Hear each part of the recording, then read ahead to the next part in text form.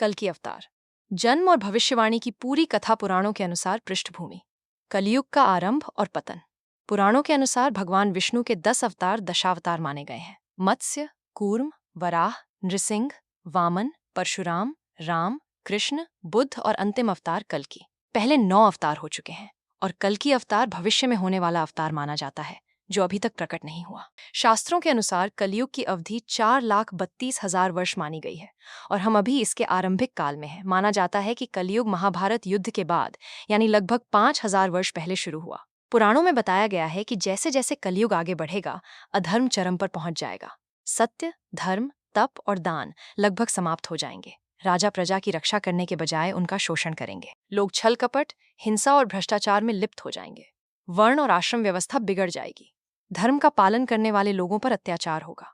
भगवान विष्णु का संकल्प: जब अधर्म अपनी चरम सीमा पर पहुंच जाएगा और धरती पाप के बोझ तले कराहने लगेगी, तब धर्म की पुनः स्थापना के लिए भगवान विष्णु कल्कि के रूप में अवतार लेंगे। जैसा उन्होंने भगवद गीता में स्वयं कहा है, जब जब धर्म की हानि होती है और अधर्म बढ़ता है, तब तब मैं स्वयं को प्रकट करता हूँ। जन्म स्थान और परिवार। पुराणों, विशेषकर श्रीमद् भागवत पुराण अध्याय 12 के अनुसार कल्कि अवतार का जन्म संभल शंभाल नामक गांव में होगा, जो वर्तमान उत्तर प्रदेश में स्थित है। वे एक ब्राह्मण परिवार में जन्म लेंगे। उनके पिता का नाम विष्णु यश बताया गया है, जो एक धर्मपरायण और श्रेष्ठ ब्राह्मण होंगे। उनकी माता का नाम सुमति बताया गया है। स्वरूप और शक्तियां।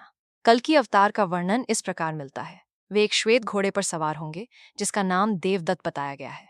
उनके हाथ में एक चमकती हुई तलवार होगी। वे दिव्य शक्तियों और अलौकिक बल से संपन्न होंगे, जो उन्हें साधारण मनुष्यों से अलग करेंगे। उनका मिशन: अधर्म का विनाश।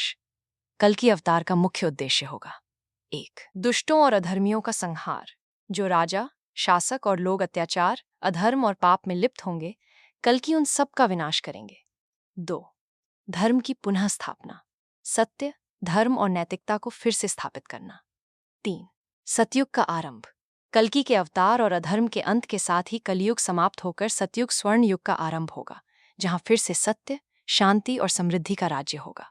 युद्ध और विजय। पुराणों में वर्णन मिलता है कि कल्कि अवतार अपनी सेना के साथ पृथ्वी पर फैले हुए दुष्ट राजाओं और म्लेच्छों अधर्मी शासकों के विरुद्ध भीषण युद्ध करेंगे। वे अपनी दिव्य तलवार से अधर्म की जड़ों को समाप्त कर देंगे। इस युद्ध में असंख्य दुष्ट शक्तियों का नाश होगा और धरती पाप के भार से मुक्त हो जाएगी। संधिकाल: कलयुग से सतयुग तक। कल्कि अवतार का प्रकट होना कलयुग और आने वाले सतयुग के बीच का संधिकाल माना जाता है। उनके अवतरण के बाद धरती पर फिर से धर्म, सत्य और नैतिकता की स्थापना होगी।